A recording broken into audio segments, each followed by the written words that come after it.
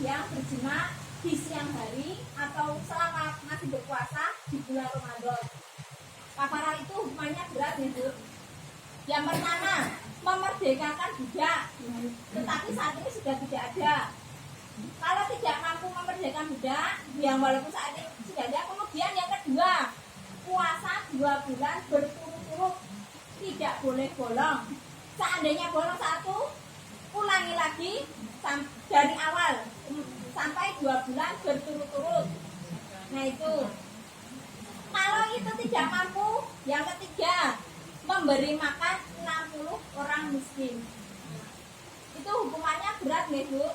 Berat nih? Berat. Oke. Alangkah lebih baiknya jika kita menghindari hal-hal itu.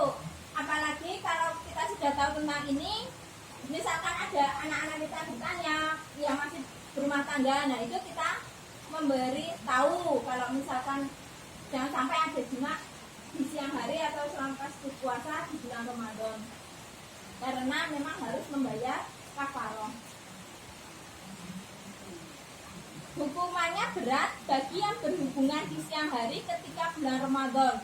Jika dia ridho, maka suami bayar kafarah, istri juga bayar kafarah. Jadi bukan salah satu kok, dua-duanya suami istri yang bayar kafarah. Tapi jika yang tadi yang istrinya dipaksa, dia tidak ridho, nah itu yang bayar kafarah sinten? Ya suami, tetap harus bayar suaminya karena dia yang melakukan memaksa, istilah memaksa. Kalau istrinya dia tidak bayar kafarah tetapi wajib untuk mengqadha puasanya. Kemudian pendapat yang lebih kuat, kedua-keduanya membayar kafarah jika semuanya saling ridho. Hati-hati dan waspada, jangan terjadi jima di siang hari. Kalau terjadi, yang pertama dosa, itu melanggar larangan Allah SWT. Kemudian yang kedua bayar kafarah, maka hendaknya dijauhi. Kemudian, nah ini mungkin ada beberapa yang wanita yang mengalaminya. Jika wanita misalkan mimpi basah ketika di bulan Ramadan, maka puasanya tidak batal dan tidak mengapa, tetap dilanjutkan. Jika mungkin ada beberapa kejadian atau yang ada yang menanyakan ke kita, insya Allah kita kemudian bisa memberi ilmu ini bahwa jika seorang wanita mimpi basah ketika bulan Ramadan itu puasanya tidak batal, tetap harus dilanjutkan.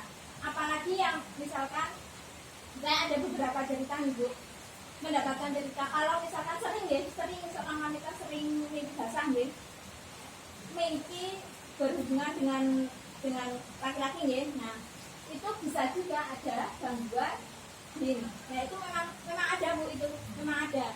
Nah itu bilangnya itu memang kita harus meningkatkan ketakwaan kita dengan lebih sering untuk zikir setelah fardu itu dirutinkan, zikir pagi dan petang itu juga dirutinkan, seolah lama-lama kita bisa kembali seperti biasa, artinya tidak ada gangguan jin walaupun kita sedang tidur. Kemudian selanjutnya tentang ibu hamil dan menyusui. Ini yang saya sering banget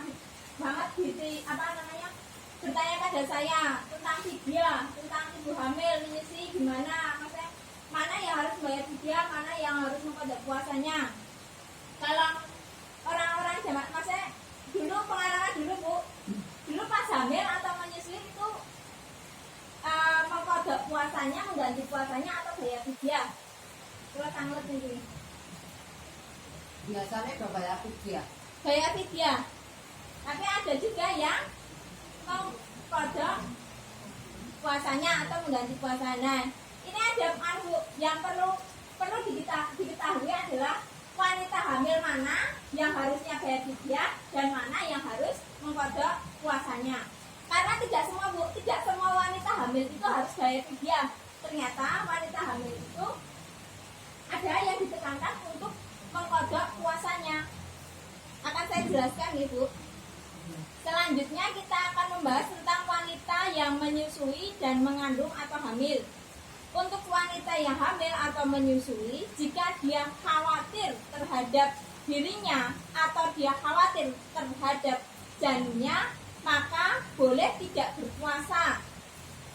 Karena ketika dia hamil atau menyusui, dia mengalami kondisi berat dengan kehamilannya maupun dengan anak atau janin yang ada dalam kandungannya maupun dengan bayi yang masih disusui.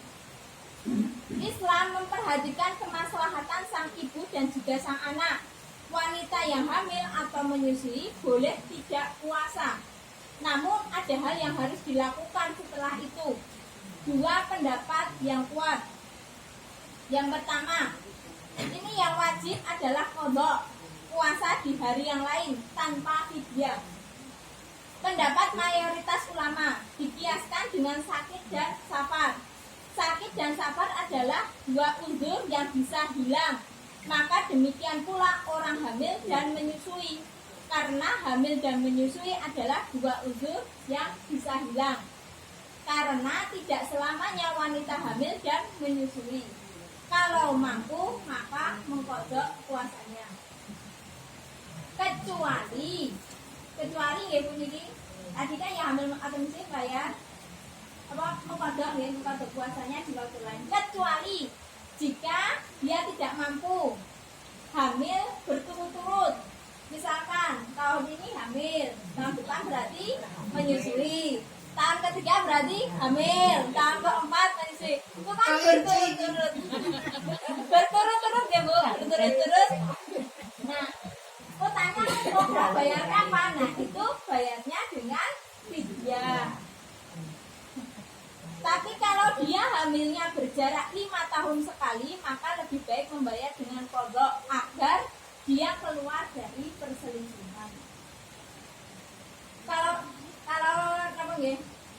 Berdasarkan beberapa nggih yang lebih kuat itu, kalau misalkan kita wanita hamil atau menyusui mau membayar fidyah itu berkaitan dengan saran dari dokter.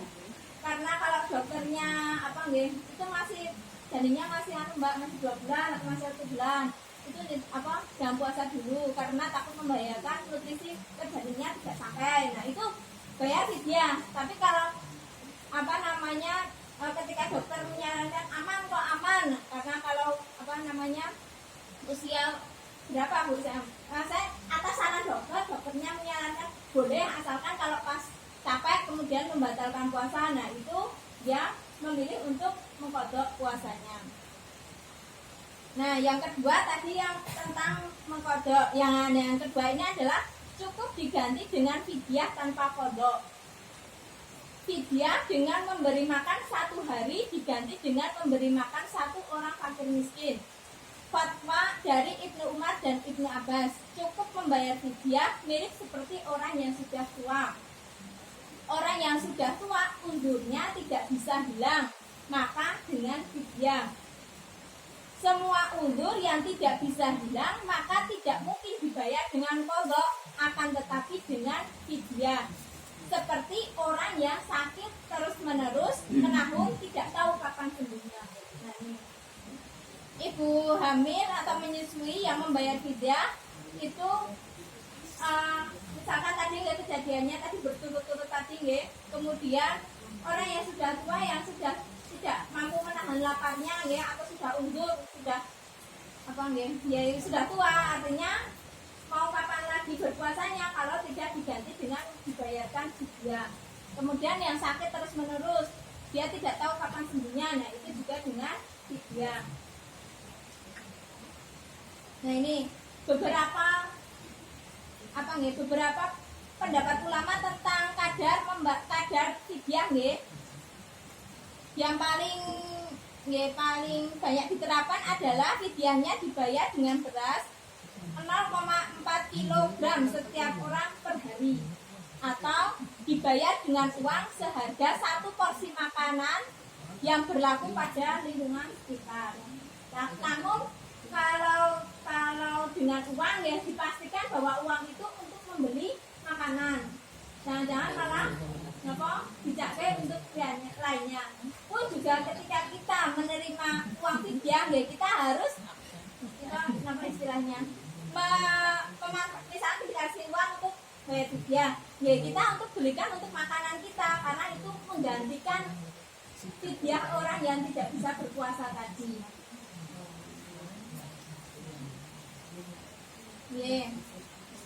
Nah, wanita hamil dan menyusui cukup dengan fidyah ini didukung dengan hadis dari Anas bin Malik radhiyallahu an bahwasanya Rasulullah SAW bersabda, sesungguhnya Allah mengangkat kewajiban setengah sholat dan puasa dari musafir, dari wanita hamil dan menyusui.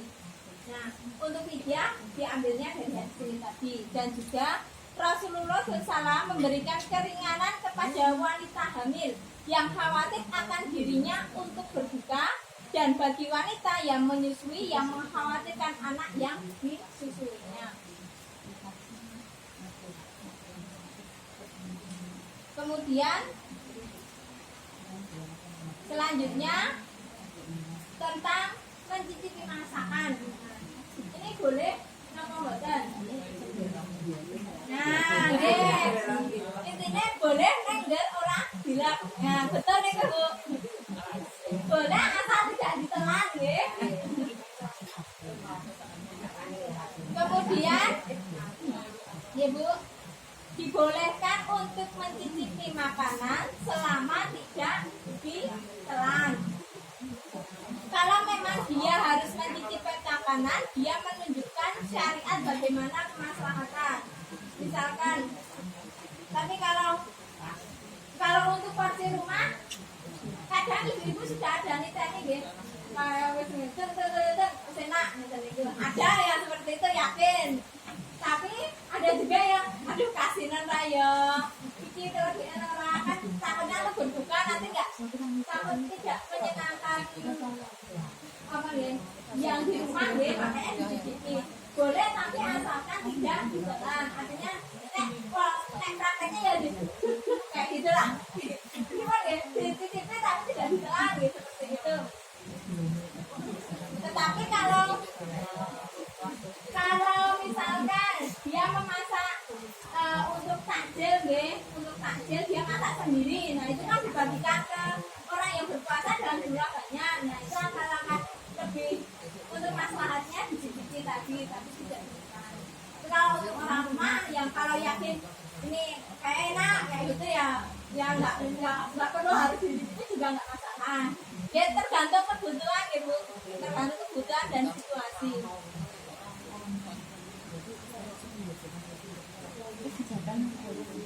Nah itu tadi ya Bu beberapa tentang fikih Ramadan untuk wanita.